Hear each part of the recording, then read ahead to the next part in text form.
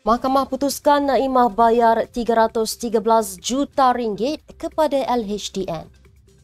Indonesia dakwa Malaysia beruntung ada harta karun bernilai trilion ringgit. UAT turut sokong PAS hanya kerjasama dengan parti demi kuasa. Keputusan representasi Papagomo gugur kes hasut akan diketahui 6 Januari. Anak Abuya dedah pernah jadi mangsa seksual pemimpin GISP. Najib Razak akui timbul perasaan penyesalan terhadap SRC.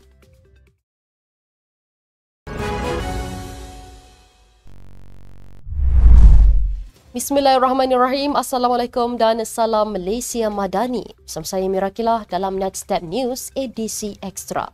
Jangan lupa ikuti kami di semua platform Netstep Malaysia.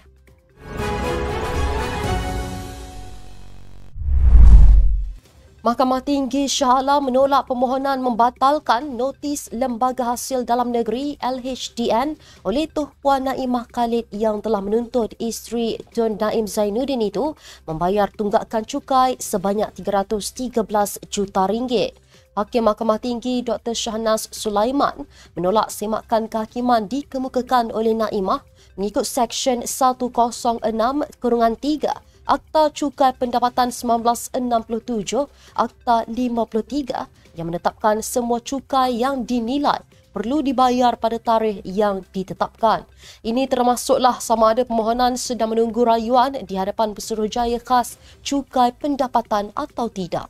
September lepas, Naimah dalam afidavitnya berkata LHDN melalui notis bertarikh 18 Januari lalu mempersoalkan mengenai kenaikan sahamnya dalam syarikat Ilham Baru Sendian Berhad serta mendakwa beliau menggunakan 3 aset di luar negara yang dibeli menggunakan pendapatan tidak dilaporkan. Beliau didakwa telah menggunakan pendapatan itu untuk membayar pinjaman antara Ilham Baru, Ilham Tower Sendian Berhad dan Welberton Private Equity Corporation. Malaysia terus dicemburui negara-negara jiran terutama Indonesia yang acap kali membuat liputan mengenai prestasi negara ini menarik pelabur asing. Malaysia kini dilihat sebagai harta karun dalam dunia teknologi selepas berjaya menarik pelaburan daripada syarikat teknologi terbesar dunia untuk membina pusat data dan teknologi kecerdasan buatan AI. Media di Indonesia melaporkan Malaysia terutama di kawasan Johor sedang menerima perhatian besar daripada pelabur asing dalam sektor pusat data. Faktor yang menjadikan Johor menarik adalah kerana lokasinya yang berdekatan dengan sempadan Singapura yang mempunyai salah satu jalur kabel internet bawah laut paling sibuk di dunia. Menurut Rangu Salgim, Ketua Pegawai Eksekutif Princeton Digital Group, pembangunan fasiliti di Johor bukan sahaja untuk memenuhi keperluan Malaysia, namun ia juga untuk menyokong AI di peringkat global. Secara keseluruhan, pelaburan dalam pusat data di Johor yang boleh digunakan untuk AI dan komputasi awan dijangka mencecah 16 bilion ringgit tahun ini menurut laporan media tempatan. Ahli Majlis Kerja Tertinggi UMNO, Datuk Dr. Muhammad Fuad Zarkashi berkata, ia bukanlah sesuatu yang menghairankan sekiranya PAS kembali bekerjasama dengan DAP. Ini kerana dakwa Speaker Dewan Undangan Negeri Johor itu, PAS akan bekerjasama dengan mana-mana parti demi kuasa dan gelisah apabila tidak lagi duduk dalam kerajaan. Malah beliau secara sinis berkata, sekiranya mahu segera berada dalam kerajaan, PAS boleh sahaja menyertai kerajaan Madani hari ini.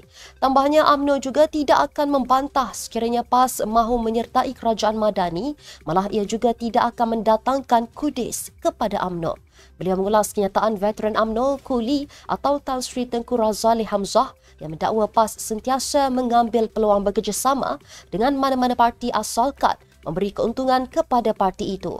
Seperti dilaporkan sebuah akhbar, Kuli berkata ia jelas dalam misi PAS yang berangan-angan menghidupkan kembali gabungan politik muafakat nasional yang pernah dimeterai antara parti itu dengan UMNO sebelum ini.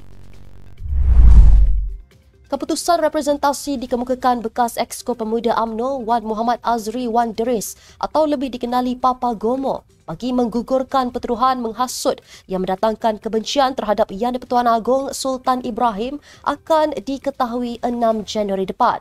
Hakim Mahkamah Session Siti Aminah Ghazali menetapkan tarikh itu selepas Timbalan Pendakwa Raya Wan Ahmad Hijrah Wan Abdullah memaklumkan kepada mahkamah bahawa pihak pendakwaan baharu menerima representasi tersebut daripada pihak peguam pada 15 Oktober lepas. Peguam Muhammad Rafiq Rashid Ali yang mewakili Wan Muhammad Azri mengesahkan mengenai representasi berkenaan. Pada 2 Mei lepas, Wan Muhammad Azri mengaku tidak bersalah di Mahkamah Session di Kuala Lumpur atas pertuduhan menerbitkan penerbitan menghasut berkaitan isu pemilik KK Supermart and Superstore menghadap Yang di-Pertuan Agong Sultan Ibrahim di laman X miliknya. Dia didakwa melakukan perbuatan itu di sebuah kondominium di Bukit Bintang pada 12 tengah hari 29 April lepas.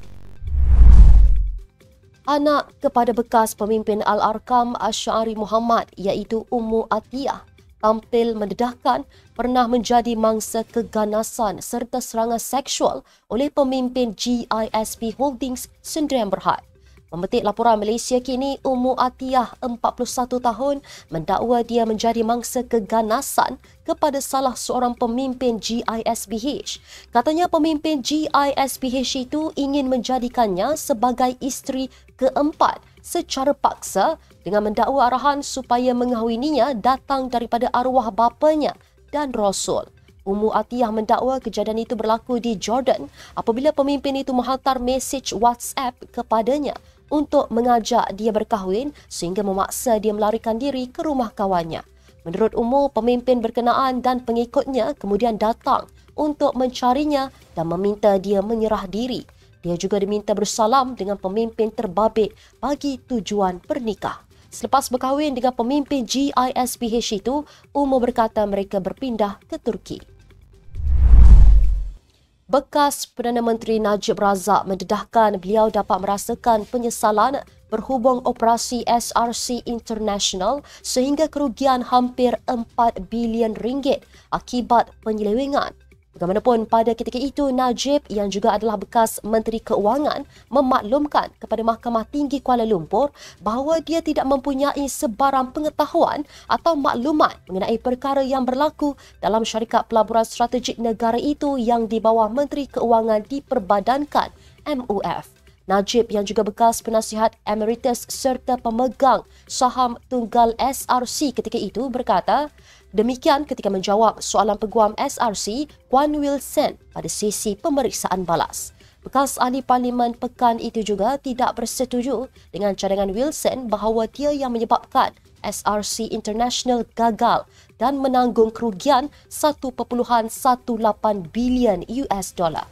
Pada Mac lalu, Buckhouse memberitahu mahkamah Najib menerima wang 120 juta US dollar dalam akaun bank pribadinya iaitu dana melalui pinjaman dibuat oleh syarikat pelaburan SRC daripada KWAP. Saksi itu berkata asas keterangan beliau itu adalah berdasarkan kepada aliran dana di mana Najib menerima wang berkenaan melalui 3 transaksi. Sekian untuk edisi Ekstra hari ini. Ikuti perkembangan semasa isu-isu panas politik Malaysia setiap hari hanya di Netstep News. Jangan lupa untuk follow Facebook Netstep Malaysia dan subscribe YouTube Netstep TV. Netstep Malaysia bersama melangkah dengan yakin. Saya Mira Kilah, Assalamualaikum dan salam sejahtera.